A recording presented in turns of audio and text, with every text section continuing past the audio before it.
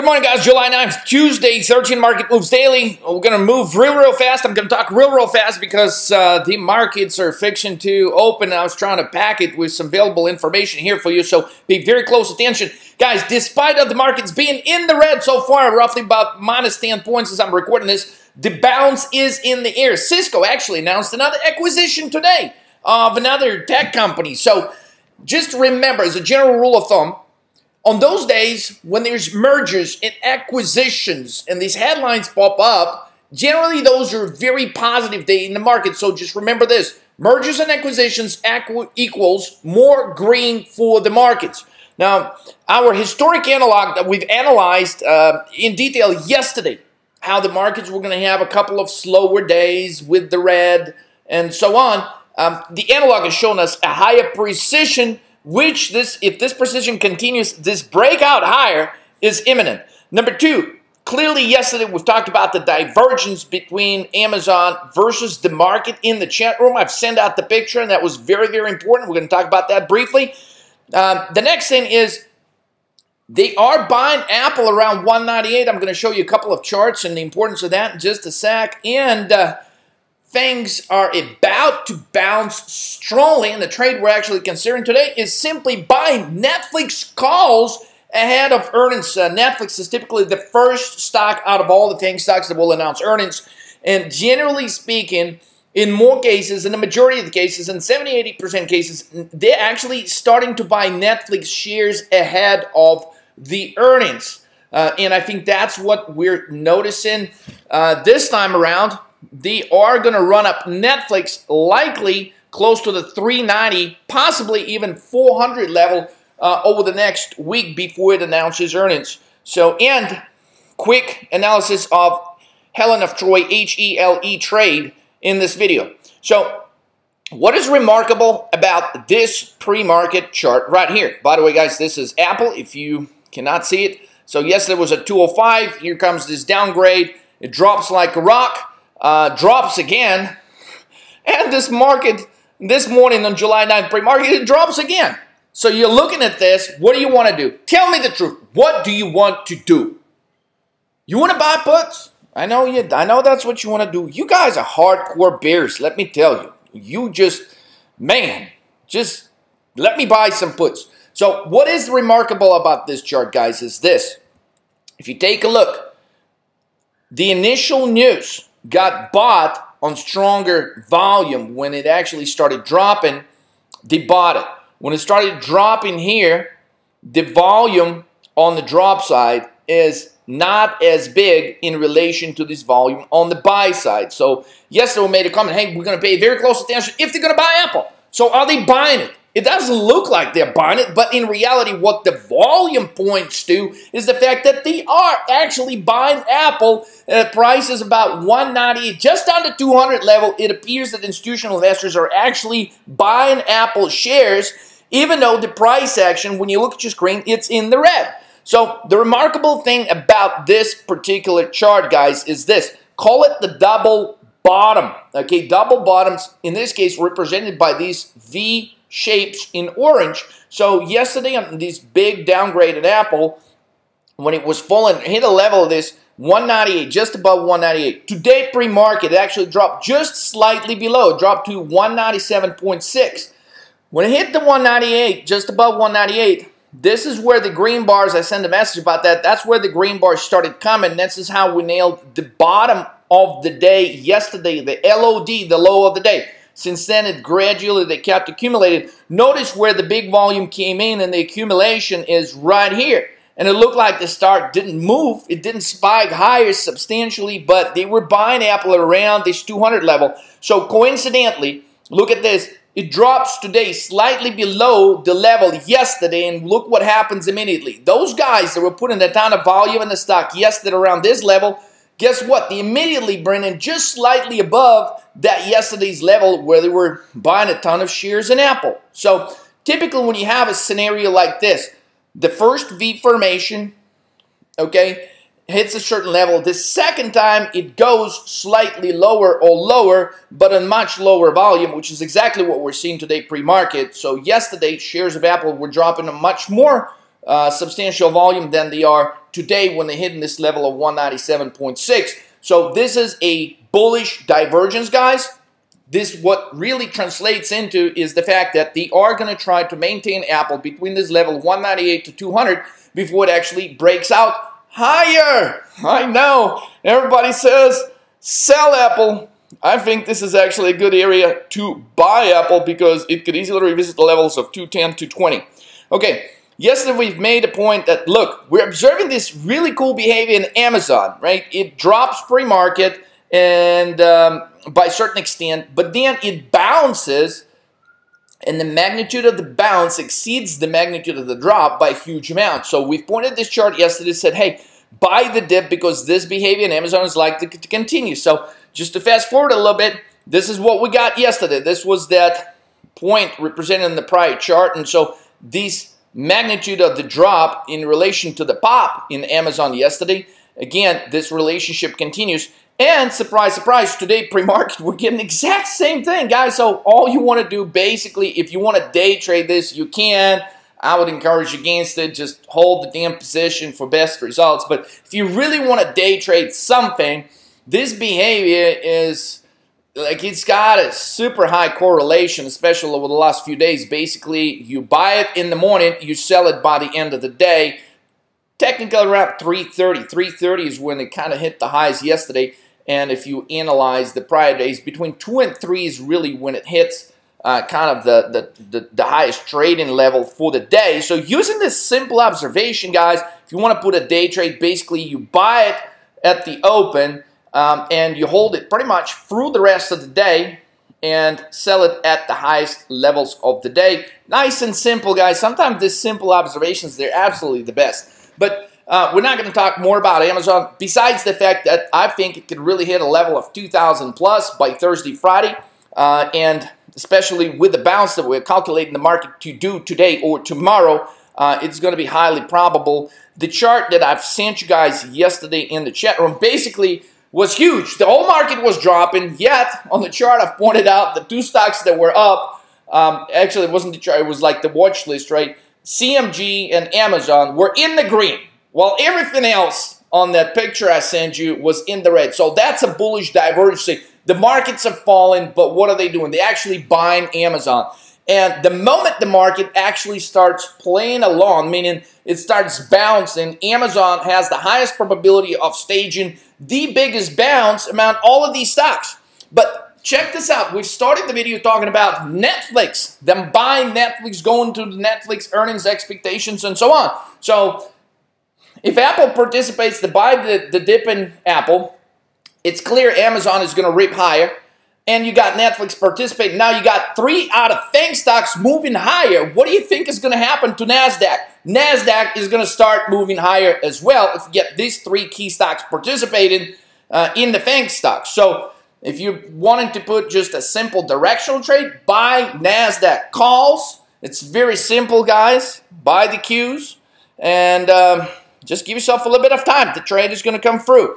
Okay, 3-4 days rally ahead is what we are expecting based off the analog. So that could start as early as today going into tomorrow. We're calculating this gap down. We talked a lot about that yesterday. I'm not going to spend a ton of time on this. However, I do want to point out in the analog yesterday that we pointed this, right? Couple of red days, but the market is going to hold the levels before it gaps up higher on the third day, which according to this, it could be Thursday morning.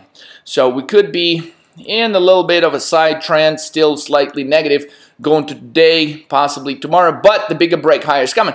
You know, during the market today, pre-market, guys, it really seems to me like it's going to be a move 8.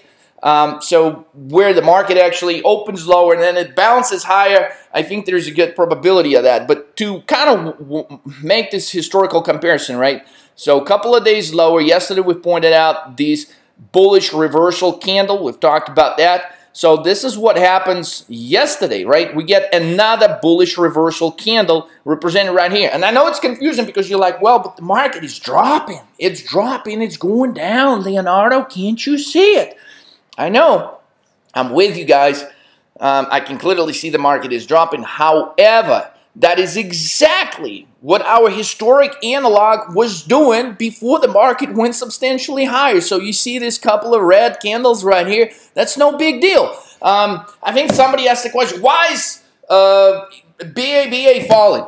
Why is it not moving high? Guys, remember, when stocks go higher, they take this sweet time to do so, and there's no instances where all of a sudden things just move higher without catching a break of some kind to the downside. Now, when the VIX is low, around 13, 14, you got nothing to worry about, okay? So look at this, right? You've had a couple of red days here before this substantial move higher. And even when this substantial move higher was coming, there was clearly some red days in between. So just remember the general rule. Don't expect the market to go higher in one straight line. May do it for a few days, but there's going to be some red days in between. It does not mean that the market is not moving higher. What it does mean on these lower days where the volume is a little bit weak, I mean, there's just not a lot of buying activity, and the market could dip 10 points. We've talked about that yesterday, right? So just keep that in mind.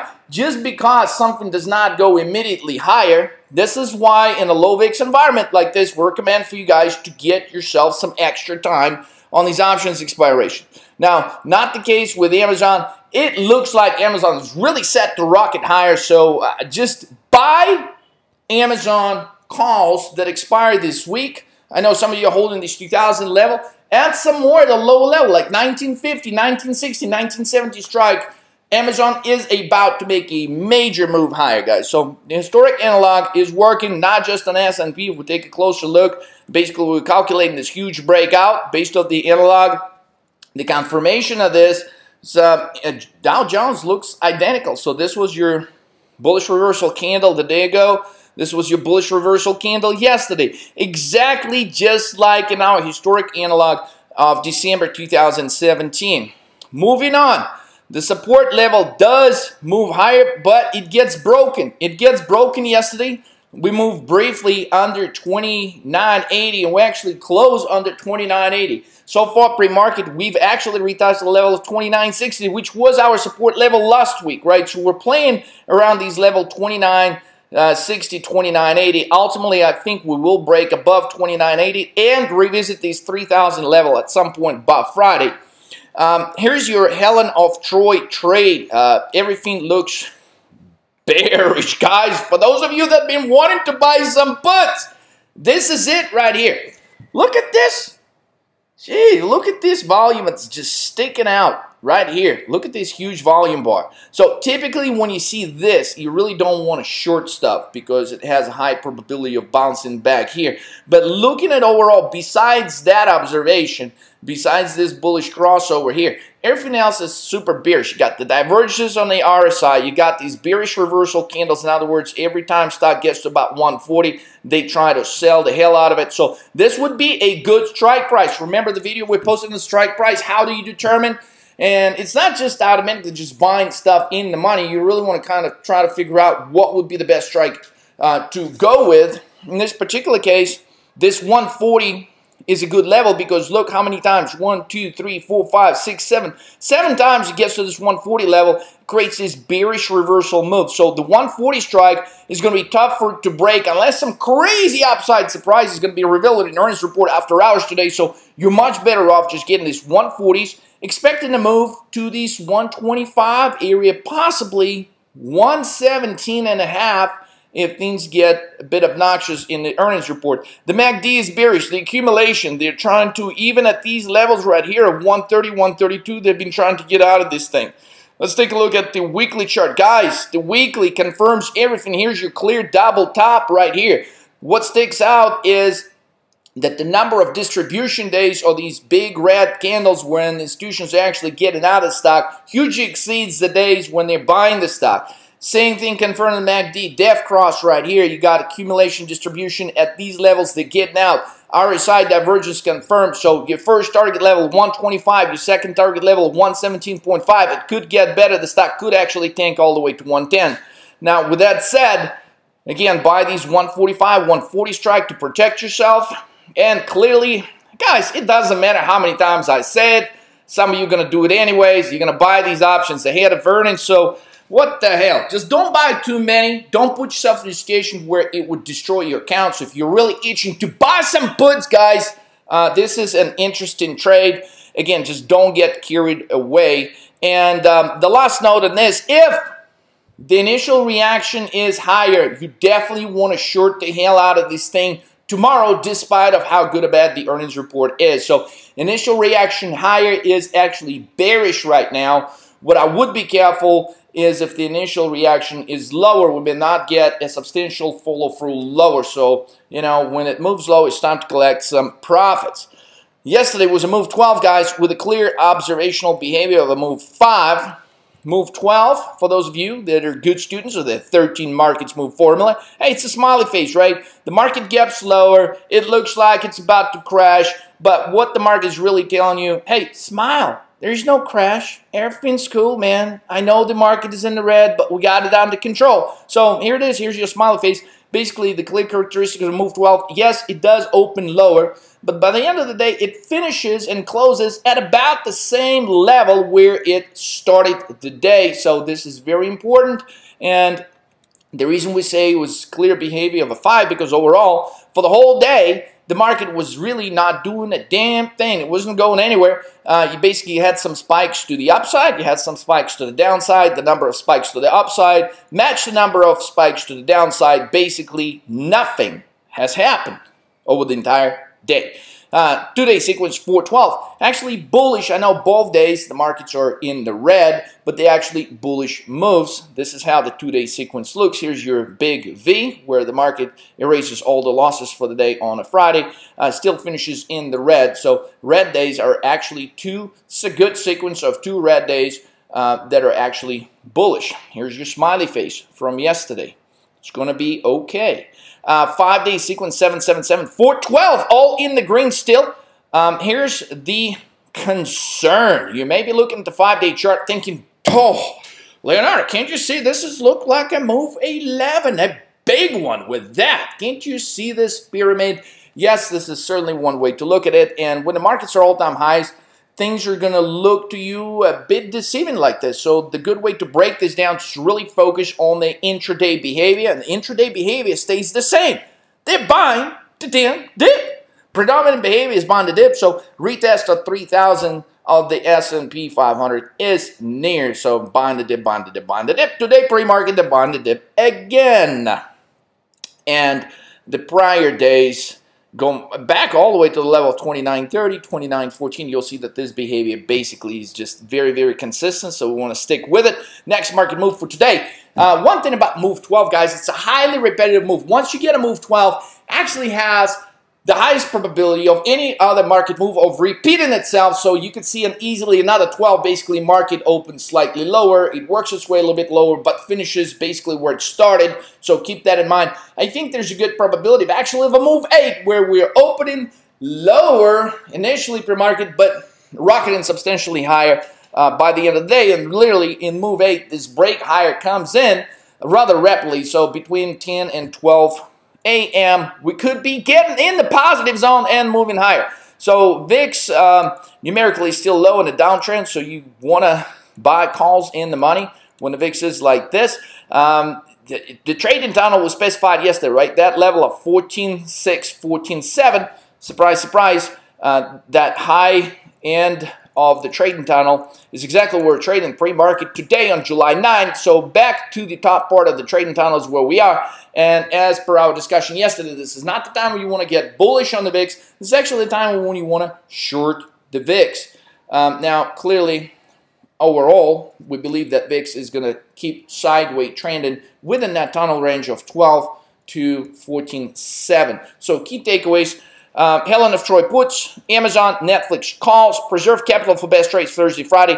If they buy the dip in Apple today, and we've clearly seen this behavior without Apple stock price actually moving higher, but the behavior of buying the dip is there. So if that behavior continues, makes a very strong bullish case for all the FANG stock to bounce from here. So considering buying calls Wednesday before market close for a possible gap up higher in the morning. With that said, guys, have an awesome trading day. I'll see you on the next trade tomorrow.